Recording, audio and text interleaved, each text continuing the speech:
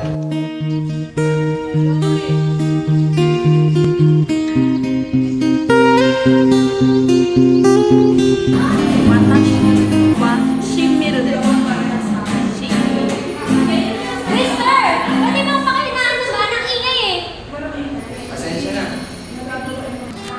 kalma ng konti. Mahaba pa naman ang time bago dumating si ma'am. Ang iingay kasi, hindi porket na problema sa score, ay magagaganyan.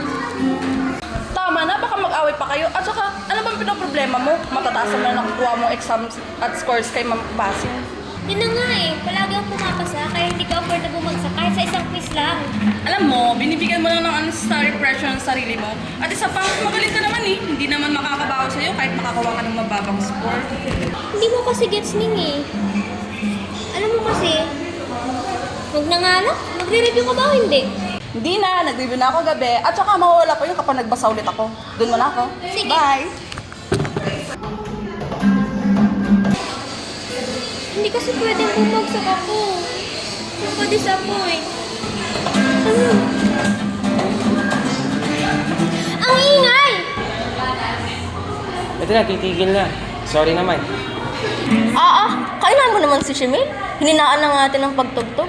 Damay lahat sa galit eh. Anong problema nun? Lagi naman ganun yun, te. Kapag may exam at quiz, hayaan nyo na lang. Ito namang si Tricia. Huwag ka na mag-alit. Kasi naman, nga pala, nag-chat sa akin nanay mo. Tinatanong kung ano pinagagawa mo sa school. Di mo kasi nire-reply yan. Si Mama? Di ba naman ibang tao kabalahin? Sige, buwan ako lang ng message. Sabi pa doon sa kalat eh.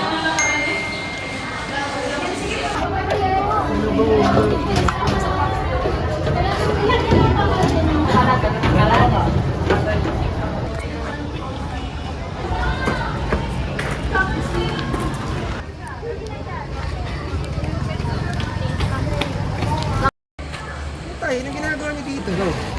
Nak, tinalang kita ng pagkain. Alam ko kasing kulang yung perang pinadala ko sa'yo. Hindi pa kasi nagpapadala ng budget ang mama mo eh, pang eskwela. Pa, ito may pera pa ako oh. Nak, huwag na magsinungaling. Nakausap ng mama mo si Tricia. Hindi ka raw nakain pagtanghali.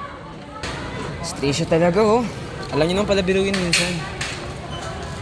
O siya nak, hindi na kita abalahin.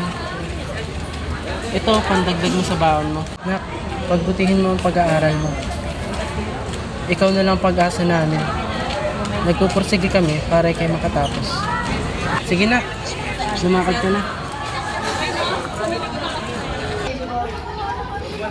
Pa! Mr. Matira, saan ka galing? Pasensya na, ma'am. Pumunta lang po ako labas. Kinuha ko lang po yung bakong pinadala sa akin ni Papa. Sige, umupo ka na. Okay, class, maglabas kayo ng one whole sheet of paper, magkuquiz tayo. Ako na lang kayo notes. Aba, sinabi ko yun sa inyo last week pa. Di ba sinabi ko sa inyo maghanda kayo kasi may quiz tayo ngayon? Galingan nyo naman, class. Gayahin nyo si Miss Chodoro. Laging mataas sa exam. Di ba, Miss Chodoro? Sige po, ma'am. Okay, number 1.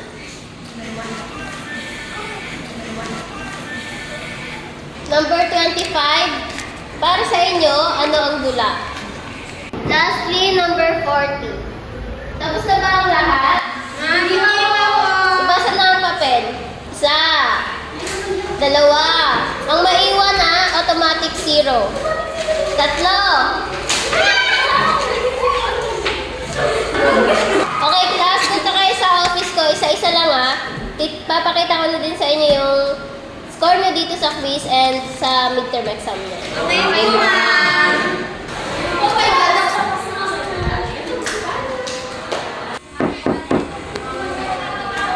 Ma'am, good day po. Miss Eudoro, halika dito. Ito score mo sa quiz, oh. Medyo nabigla lang ako sa score mo ngayon kasi ang baba compare sa dati mong score. Hindi naman normal yun eh. May problema ka ba, Neng? Wala naman po, ma'am. Ay, ba't ganito, Neng? Pasensya na po, ma'am. Pauwi na lang po ako sa susunod. Kagaling mo pa namang bata. Ikaw lagi pinagmamayabang ko sa mga estudyante ko eh. Eh siya, mag-ayos ka na lang ng sa susunod ha. Di naman ito makaka-apekto sa grade mo ngayon. Ito midterm grade mo, Neng. Galingan mo na sa susunod bawi ka. Opo ma'am, pangako po, babawi po ako. Miss Obnyala, Miss Goodgad, kaso. Aba, sabi ko isa-isa lang eh. Talagang hindi kayo mapaghiwalay tatlo, ano? Nakakakaba kasi ma'am magtingin ng midterm grade eh. Ma'am, tumaas naman po kahit pa paano yung grade ko, no? Ay, hindi ko alam, Neng eh. Ano sa tingin nyo ka? Aasa na lang po ako, ma'am. Ito ang score nyo kanina. Miss Obnyala, ang galing mo ha. Thank you, ma'am! Miss Goodgad, ayos din naman yung score mo. Magpatulo ka na lang sa mga kaibigan mo. Magagaling naman kayo eh. Opo, ma'am. Okay, ito yung midterm grade nyo. Sa labas nyo na lang tingnan. Salamat, ma'am. Una na po kami. Sige. Kasalog si ma'am? Oo, kasalog ba siya? Okay, sige. Salamat. Ilan ang score nyo kanina? 33 sa akin. Nakaka-proud. Lumabas yung mga na-review ko. 29 nga lang ako. Hindi naman digit yung mali.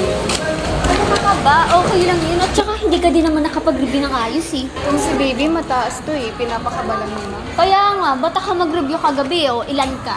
19. Ah, anyari? Bawi na lang tayo sa susunod, baby.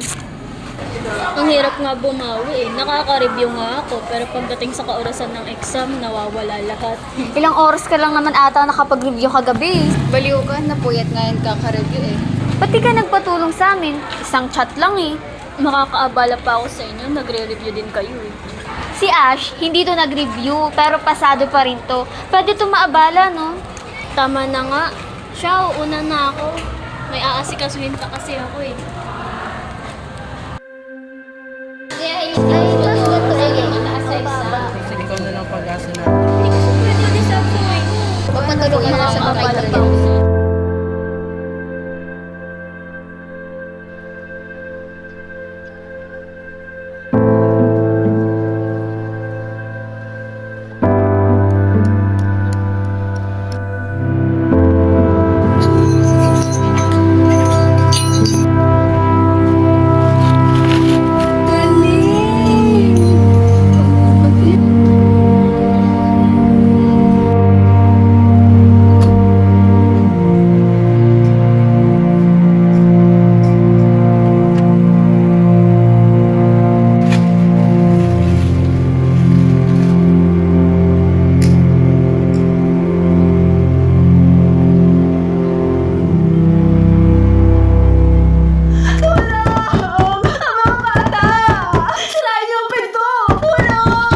Lahat ng umpisa may katapusan. Pero paano kung umakas na yun, panibagong simula pala. Isa na akong garap na musikero, napapadpad sa iba't ibang parte ng Pilipinas para tumugtog at tagumpay na ako. Isa na akong singer, nililibot ang buong Pilipinas. Matagumpay na ako. Isa na akong journalist. Front page sa dyaryo ang balitang nasulat ko. Matagumpay na ako. Novelist, isang manunulat. Nagiging daan na ako upang mabigyan ng inspirasyon ng mga tao. Matagumpay na ako. Place to be. Even if there is pain now, everything'll be alright. For as long as the world still turns, there will be. Nakaka-proud, successful na sila. Di mo akalain may nangyari sa kanila, no? Huwag kang susuko. Kasi paano kung para sa'yo, mayroon palang ibang plano.